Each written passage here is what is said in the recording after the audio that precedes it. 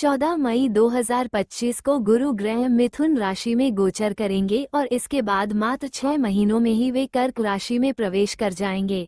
इसके बाद दिसंबर महीने में गुरु फिर से वक्री हो जाएंगे और मिथुन राशि में लौट आएंगे। इस गति को अतिचारी गति कहा जाता है। अतिचारी गुरु ट्रांजिट जुपिटर प्रभाव कुंडली में गुरु बृहस्पति की गोचर स्थिति पर निर्भर करता है। जब गुरु अपनी वर्तमान स्थिति से एक राशिक्रम आगे बढ़कर अगली राशि में प्रवेश करता है तो उसे अतिचारी गुरु कहा जाता है। ये स्थिति विशेष रूप से तब होती है जब गुरु वक्री रेट्रोग्रेड होकर वापस पूर्व की राशि में चला जाता है और फिर से मार्गी होकर आगे की ओर बढ़ता है। अतिचारी गुरु के प्रभाव तेज परिणाम गुरु का प्रभाव अपेक्षाकृत जल्दी और तीव्र रूप से दिखता है क्योंकि वह अधिक समय तक एक राशि में नहीं ठहरता। मिश्रित फल ये गोचर कई बार भ्रम की स्थिति उत्पन्न करता है क्योंकि व्यक्ति को स्थिरता की कमी का अनुभव होता है। अस्थिरता जीवन के जिस भाव से गुरु गुजर रहा है वहाँ उतार चढ़ाव अधिक रहते हैं, जैसे नौकरी, संबंध, शिक्षा आदि।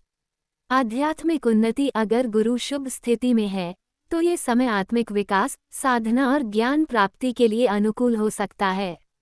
विलंब या अवसर कई बार कार्यों में विलंब होता है, लेकिन कुछ मामलों में अप्रत्याशित अच्छे अवसर भी प्राप्त हो सकते हैं। अतिचारी गुरु के प्रभाव को समझने के लिए जन्म कुंडली में गुरु की स्थिति स्वगृह, नीच, मित्र या शत्रु राशि देखनी चाहिए। गुरु किस भाव से गोचर कर रहा है ये बहुत महत्वपूर्ण है, जैसे चतुर्थ, सप्तम, दशम आदि। अन्य ग्रहों के साथ उसका संबंध भी ध्यान देने योग्य होता है। अतिचारी गुरु के प्रभाव को समझने के लिए सबसे पहले ये जानना जरूरी है कि जब गुरु अपनी सामान्य गति से हटकर तेज गति से गोचर करता है या वक्री होकर एक राशि में अल्प समय में आता जाता है तब उसे अतिचारी गुरु कहा जाता है। ये स्थिति विशेष फल देती है, लेकिन वे स्थायी नहीं होते और व्यक्ति को अस्थिरता, भ्रम या दोहराव की स्थिति का अनुभव होता है। अतिचारी गुरु के शुभ और अशुभ परिणाम। 1. शुभ परिणाम यदि गुरु शुभ भाव में और कुंडली में मजबूत हो। क्षेत्र संभावित शुभ प्रभाव। शिक्षा अचानक ज्ञान की प्राप्ति, किसी रुके कोर्स का पूरा होना। धार्मिकता आध्यात्म, ध्यान, साधना, गुरु की कृपा, ईश्वरीय अनुभव। संतान सुख या उससे संबंधित अच्छी खबर। विवाह, नए प्रस्ताव, पुराने संबंधों में सुधार। भाग्य यात्रा, भाग्योदय, तीर्थ यात्रा, गुरु मिलना। करियर, उच्च अधिकारी से मदद, अचानक प्रमोशन या अवसर। विशेष शुभ फल तेज गति से आते हैं, लेकिन वे टिकाऊ नहीं होते जब तक अन्य ग्रह साथ न दें। 2. अशुभ परिणाम यदि गुरु नीच, शत्रु राशि में हो या खराब भाव में। क्षेत्र संभावित अशुभ प्रभाव। निर्णय क्षमता, भ्रम, बार बार निर्णय बदलना, आत्मविश्वास की कमी।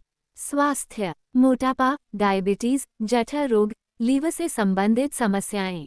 संतान शिक्षा में रुकावट, संतान से विवाद। संबंध वैवाहिक जीवन में असमंजस या झगड़े। धार्मिक भ्रम, नकली गुरु, अंधश्रद्धा की ओर झुकाव।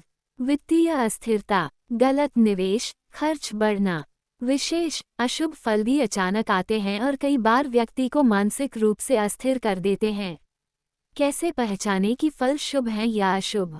जन्म कुंडली में गुरु की स्थिति देखें। उच्च राशि कर्क, मित्र राशि धनु, मीन, कर्क में है तो अच्छा फल देगा। गुरु कौन से भाव से गोचर कर रहा है? 2nd, 5th, 7th, 9th, 11th भावों से गुरु का गोचर शुभ माना जाता है। गुरु की दृष्टि किस भाव पर पड़ रही है? गुरु की दृष्टि 5वें, 7वें और 9वें भाव पर शुभ फल देती है। वर्तमान दशा अंतरदशा में गुरु का प्रभाव। अगर दशा में गुरु है तो अतिचारी गोचर ज्यादा प्रभावशाली होगा।